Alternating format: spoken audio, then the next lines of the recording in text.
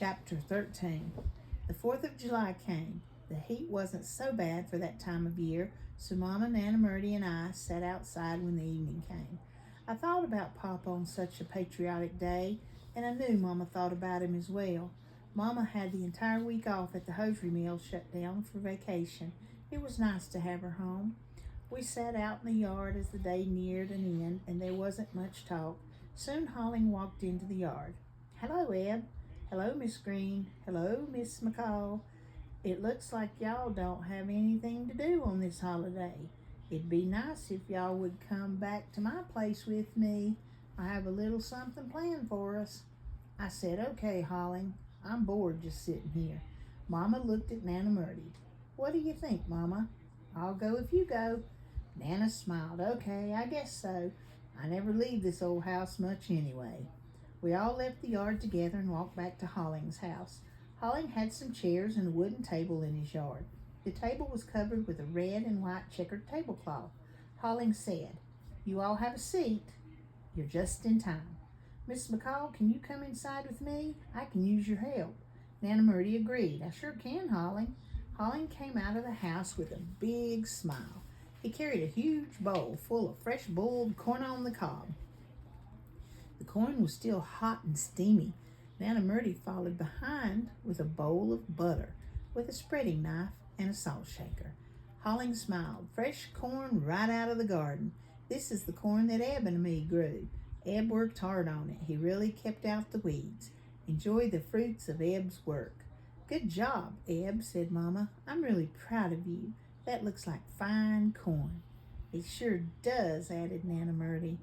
"Dig in," said Holling. "Ladies first," I exclaimed. Holling nodded. "Yeah, that's right. Ladies first, always." Mama looked at me and smiled. "Thank you, gentlemen." It wasn't long before we all had fresh corn smothered in butter and a little bit of salt. The corn was so good, and we took advantage of outdoor manners. All of us had shiny mouths from the buttery corn, and we went crunching sounds into the summer air. I alone had 4 ears of corn. We emptied the bowl by the time the sun fell, and we quenched our thirst with lemonade. The sky turned dark, and lightning bugs lit up the night. Holling picked up his chair and turned to the north. Holling said, "Turn your chairs this way and relax."